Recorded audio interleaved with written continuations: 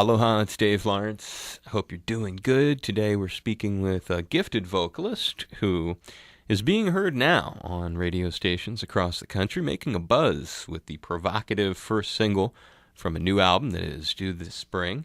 She has an interesting story, originally hailing from that hotbed of rock, North Dakota, and having a battle of the bands win helped propel her career via a shot at opening for Bon Jovi.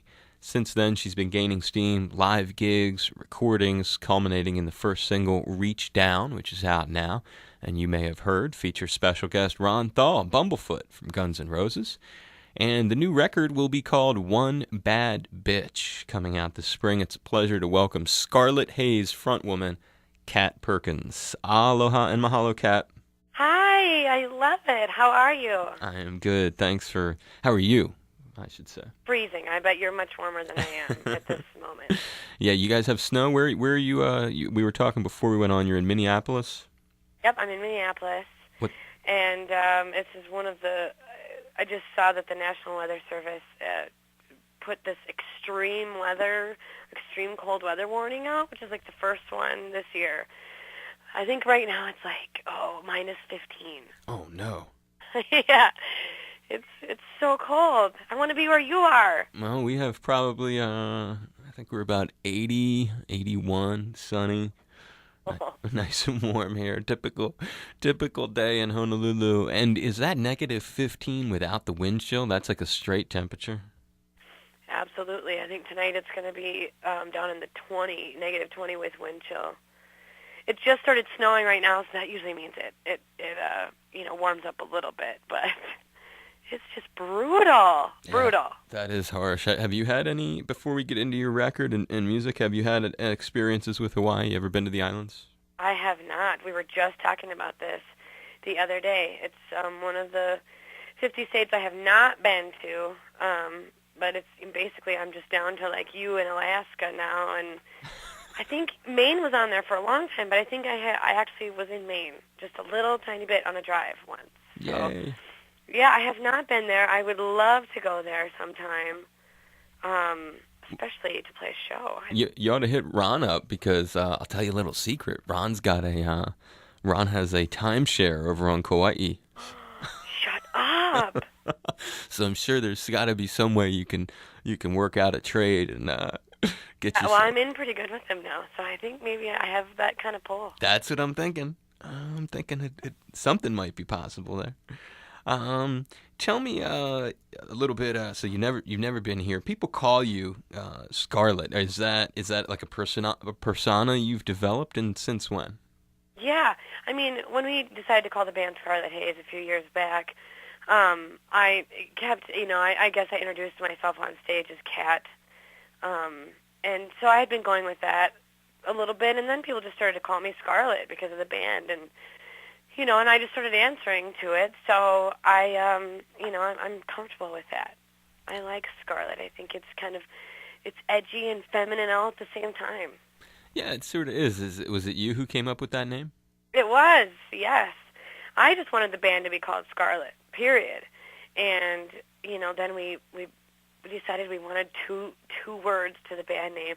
I'm telling you, that's one of the hardest things I've ever done is come up with a band name. It is not easy.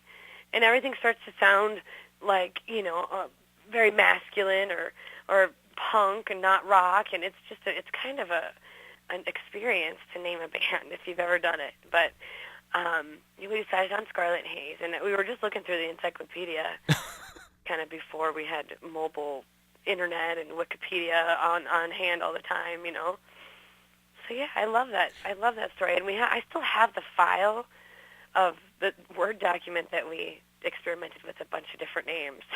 Was there a particular thing that inspired those two words to be together? Not really at all. I was actually in the S encyclopedia and saw a particular flower, I believe, that was scarlet something, and then one of my boys that in my band said, "How about Haze, Scarlet Haze?" And it just stuck. And were there previous names that you had that were like a previous name before Scarlet Haze? No, we just went by Kat. I just went by my name, and I hated doing that because I just didn't feel like I had enough I didn't have enough to name to do just the one name like Madonna or Cher. I felt like I didn't feel like I had that kind of pull yet in life to just go by Kat.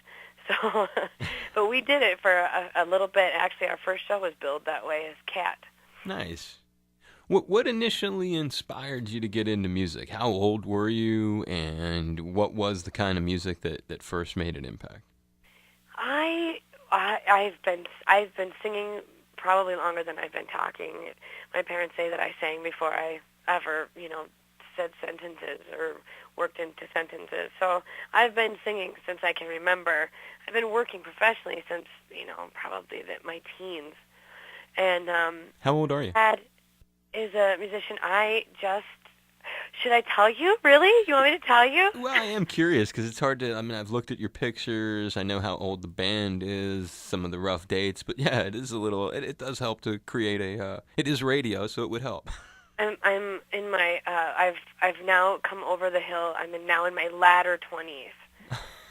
That was a big deal for me to go over the 25 hump because then I'm in my latter part of the 20s. No, there are some big humps on the way, young lady.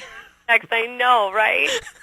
Oh, I can't complain. I don't feel old, and I feel, very young and vivacious and full of energy, so I can't complain, but there's some people that would probably shoot me right now if they knew I was complaining about being over 25 now. So it was, you were little. How old were you? Were you when the music was like, when you knew music was important to you? Oh, yeah. I was starting to sing, in concerts and doing variety shows when I was about 4 or 5, and I remember that being really important to me at that moment. Right before kindergarten, I remember it being very important to me to perform and do shows and try to do these things without even my parents, with no push. But my parents are both musicians. My dad is an excellent, outstanding bass player, an old rocker dude, and he's also he's a classical. He plays trumpet and French horn, and he's also a singer. So he always had music around. And my mom and him actually had a band together in the 70s. Oh, wow. Yeah, it was called Young Imagination, which I love that name. We totally should have just maybe extended that. Borrowed it, yeah. And she played organ and sang. And so it was just always around, and there was records around all the time, and we listened to music constantly, and we always sang, and we'd put together this little family band. And when I was taught to sing harmonies when I was about 5. I remember being in kindergarten right after that, and we did 4-part harmonies between my family. I had a sister and an older sister and my mom and dad, and so it's just always been there. And I grew up listening to everything from Van Halen to Donna Summer to Olivia Newton-John. My dad, being the rocker that he is, always kept us, rocking along. Journey was huge in our house. and then, got into some of the women, like Pat Benatar and Heart, but we didn't get into Heart until, the 80s. Mm. And then when I got older, I stepped back into the 70s with them and Fleetwood Mac and, got to know the good, iconic songs that still are out there from them, and they're my icon. Heart is probably my all-time icons. But the Fleetwood Mac, huh? And Fleetwood Mac, I love their story. I love their songs. I think that they're an outstanding group of musicians. Well, they have finally got to see them last year, 2 years ago in concert. Right, when they did that reunion tour.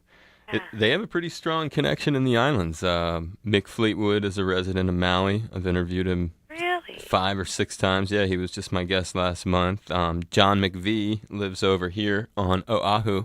So we've got Mick over there, got John here, and then Stevie visits pretty frequently. Wonderful. Well, I'll have to get in good with them so that I can come visit them when I come down there. I just had to throw it in there because you sounded like you really loved them. I love it. I do. I would die to meet them. I would die to meet them someday. What was your first concert that you saw? My first concert was actually Chicago, the band Chicago, in 1984. Wow. You're kidding. I was super, super young, so I really don't remember. I can't believe that.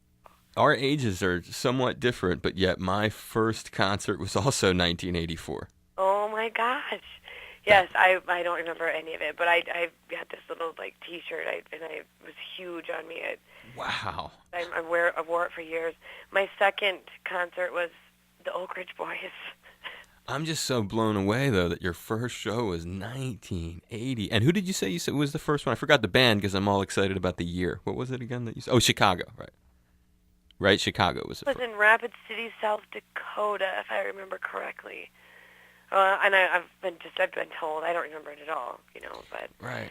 Yeah. That's so cool. That is just epic. I love that I was that young. Now, my drummer in the band, his first concert was Michael Jackson, The Bad Tour. He was much older and remembered the whole thing. And I thought that was a really cool story for him to have that as his first concert, and his neighbor took him to it, not even his parents. Right. Yeah, those MJ shows were a little different, right? That's more of like a family, that's a kind of not a normal concert to go to. Right, exactly. Mine was Judas Priest with Great White. No way! Fantastic. In 1984, though, man, you got that really explains a little bit about your musicality. So you started going to shows early, and describe for me for us, where you grew up. I don't think a lot of people listening might be too familiar with North Dakota. Yes. What was it like there? I grew up in North Dakota, southwest North Dakota, and I was like 12 miles from South Dakota and 60 miles from Montana, so right in the corner of that state. And, the raging rock scene over there really was influential. There was no music scene. There was not even really a country scene, but our radio stations played country, the AM stations that I grew up on.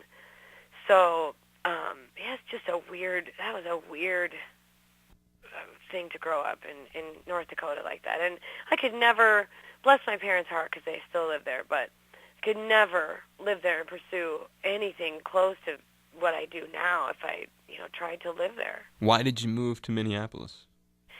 To pursue performing. And I started off in high school doing some theater stuff.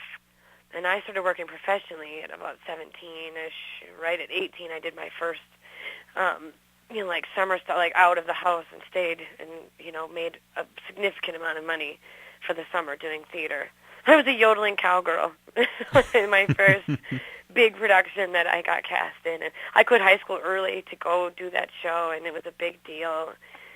And you ever get your diploma? What's that? Yes, I did. Yep. Okay. I graduated. I just did it a couple of weeks early. I was actually valedictorian of my class. Wow. I had a 4.0 grade point average since I was a 7th grader. I worked really hard, and there's not much to do besides study. And, I studied my craft. I took voice lessons 60 miles away. We got our driver's license when we were 14 years old. We got our permit when we were 13. And so I started driving at about 12 on the farm. And so I started taking voice lessons 60 miles away every week for 11 years. Wow, a lot of devotion there. Yeah, and just, was a good student and did everything I could get my hands on. I was just I did not like to be bored, let's just say that. And you still live there? You have your own place? I mean, what's your living setup in Minneapolis? No, I moved on to Minneapolis, and I base out of Minneapolis, and I live by myself with my 2 lovely kittens. What are the cats' names? Ivan and Onyx.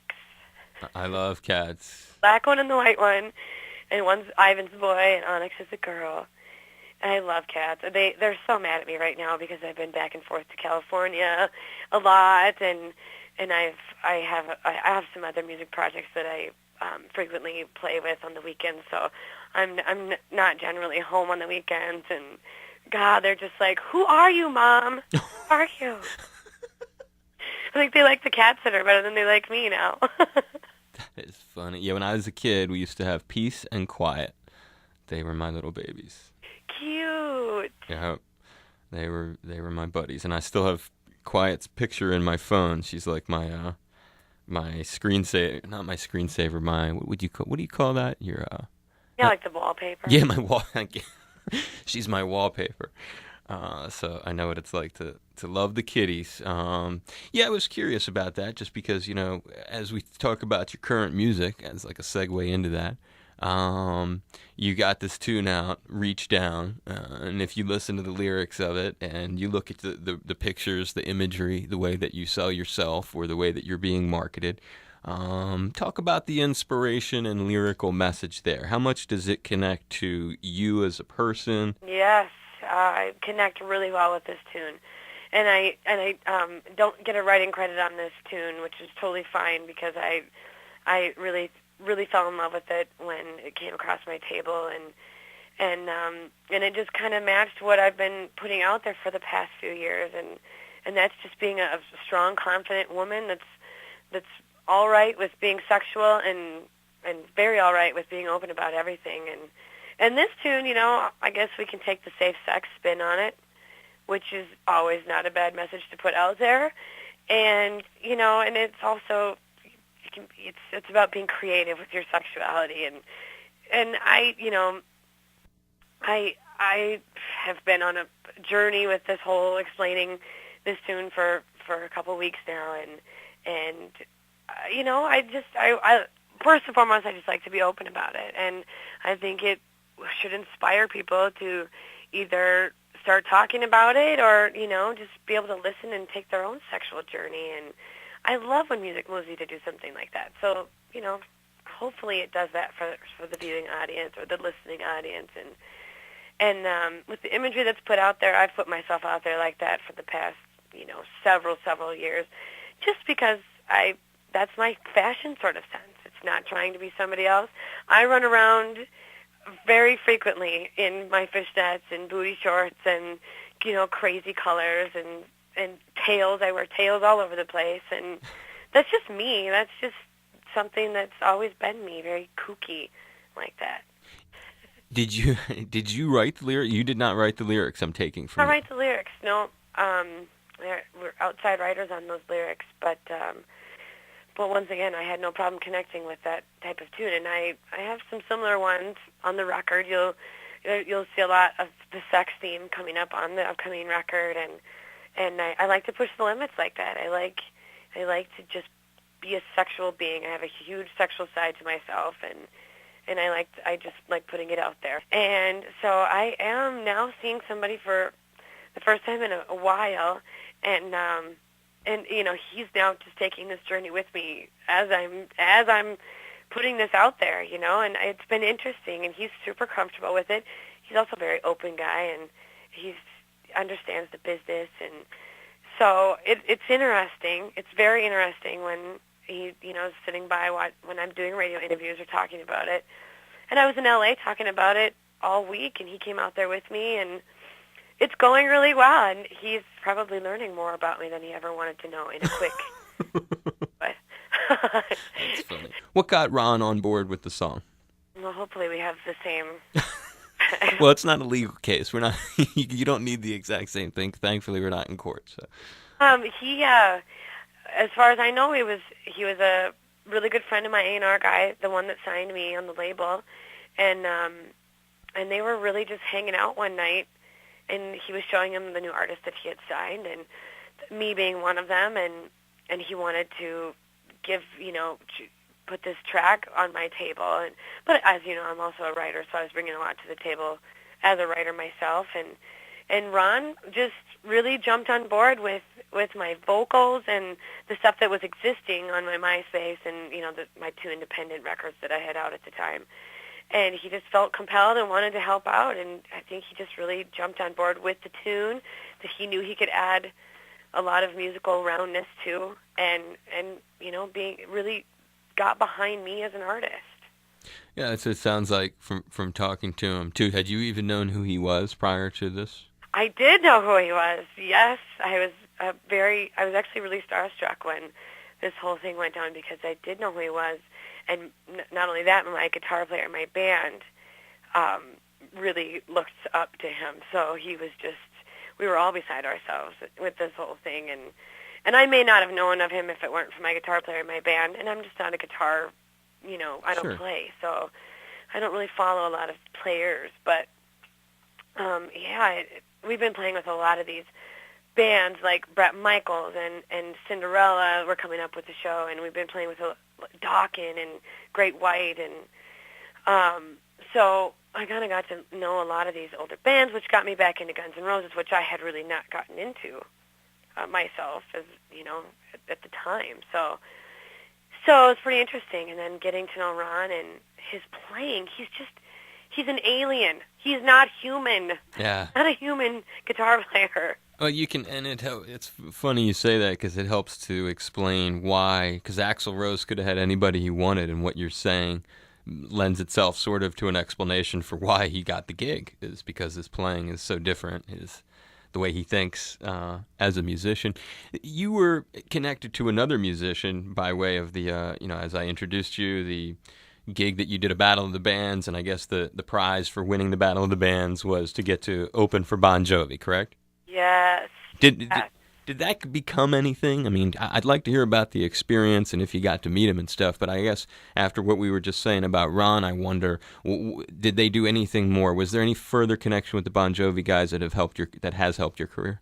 No, that was basically just kind of packaged up with a nice little bow, and it was what it was as far as the experience, and then just being able to put that on my resume just has launched me into something every year, you know. Sure.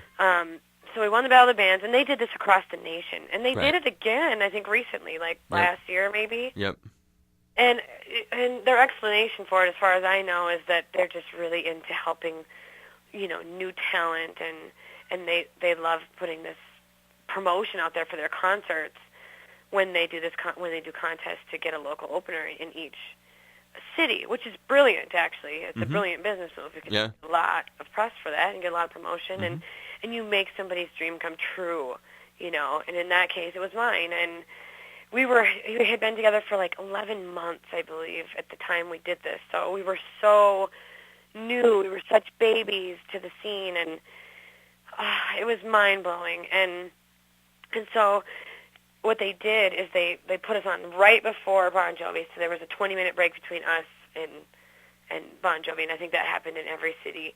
And they set up a meet and greet in those 20 minutes. So we got off stage, got to sit down and meet all of them, at least initially. But I hung out in catering all day, so I got to meet Richie and Tico all day, and they sat with us and, you know, talked with us, and we gave them CDs, and they were just really down to earth. But John was very busy the whole day, and they did like a 90-minute sound check. Now, we're talking a band that has been out there for years and years. They do a lot of the same tunes, right, that they have done for years and years. Yep. And they still are so devoted to their craft. They were watching the concert of the previous nights. They were watching the tape of the concert from the previous night and critiquing that. And during the day, and I mean, they're just ridiculous, devoted, and outstanding people, and it was just a dream come true. So we hung out with John the least, but you know, they were so down to earth and gave us a lot of really good advice about the business and staying strong and just punching it forward and with confidence and writing great tunes, and then we got to perform for 20,000 people. Yeah. So no interaction with them after the gig? Only with Richie and Tico again after the gig, but not John. But so I mean, I didn't mean like right then at the venue, but I mean in the months, years since. That was it. Okay. No follow up. No follow up. I ran into, I think, one of their it was probably a production manager backstage of a show that we ended up playing, and he was like, I think I remember you or whatever, you know, and that connection happened, but no contact info, nothing. But actually, that is not true completely, because then about a year later, we went and played in L.A. at the Whiskey, and their management, Doc McGee, a very famous manager, called a meeting with me out of the blue, found me, found my phone number, craziness. Like, he knew we were the Minneapolis band that opened up for Bon Jovi, and I don't know if they're still managed by them, but they were at the time. So that was kind of cool. Yeah, Doc's interesting. He runs the Kiss show these days too. Yes, yes, this is what I hear. I was just out there, and I wanted to go and visit. I was staying right next to their offices, but I just didn't have time. But what an interesting man and operation that is there. It's crazy. Their offices are nuts. I have no doubt Doc's an unusual cat and a total survivor in the business. Are there, as we wrap this up, are there other artists that you aspire to work with that you can think of that you would like to perform with or write with? Oh my goodness. Oh, I mean, I know this is, sometimes I get really a lot of flack for this, but one of my iconic bands right at the moment would be Nickelback. And if I could write a tune with Chad Kroeger with him, I would complete my bucket list, I believe. Can I just blow your mind? Or I probably won't blow your mind, but do it. That cat lives on Maui too. Are you kidding me? He just on New Year's Eve they had this all-star jam over there, and I missed it because I was in New York seeing Fish. But they had Mick Fleetwood, Chad from Nickelback. They had James Hetfield from Metallica. Who else? Michael McDonald from the Doobie Brothers. Pat Simmons from the Doobie Brothers. A couple other cats. What a weird... That is so awesome. You need to totally pull some strings for me over there so that I can meet some of these great people. Could you imagine walking in on an all-star jam like that? Well, especially you. You could be like, hey, I've always wanted to write with you, and I love those female singers in your band. It would really be a good night for you. That would be a great night. Well, that's good to know. So Nickelback, any other artists besides Chad? Let's see. Any women at the moment? What do you think of Lacey from Flyleaf? Oh God, I love her. I would love to meet her someday. And very talented. She writes all of that stuff. And the Paramore, Hayley Williams would be probably really interesting to write with as well. Yeah, she's a monster. Current, and they're such catchy writers. And Flyleaf has that just amazing ability to be hard and catchy at the same time. And the songs get stuck in my head. And both of them being ridiculous vocalists. And I did get to meet Lizzie from Hailstorm this year, so... Yeah, they're cool. Yeah, she's an amazing vocalist. Yeah. And I really don't know her as much as... I don't know if she writes her stuff at all. I'm assuming probably a little bit at least, but... That's that I get off on you, getting off on me. Yes, yeah. That's your kind of song, too. It is my kind of song. I would say Reach Down's a little bit of an answer to that, if I could just be so bold, but... That is definitely a... Yeah, I like that one. And how about Oriente? Oh my gosh, yes. Oh my gosh, that little monster on guitar. She was just at NAMM where I was, and she was doing some signings, and she performed at one of the after parties at the Marriott Motel, and she's one of those non-human people. She's non-human talent. She's very special. She played Honolulu last month, and we were invited to go hang at her rehearsal space and do an interview and stuff. And my God. I can't say enough nice stuff about her. She's an adorable little creature. And really nice. Was she nice? She was a sweetie pie. She was like, when I look back at the pictures of interviewing her, she has this little girl, like half cat, half girl, half fuzzy little creature kind of quality. She's just adorable. Like you just want to scoop her up and carry her around with you. She was so sweet, so giving, and yeah, I can't say enough nice things about her. I think very, very, very highly of Oriente. She's gifted and very kind. So yeah, you'll hear only high praise for her from me. That's fantastic. Yeah, and I hope that you're able to maintain that sort of vibe that you carry through your career. Definitely will be an asset as you progress.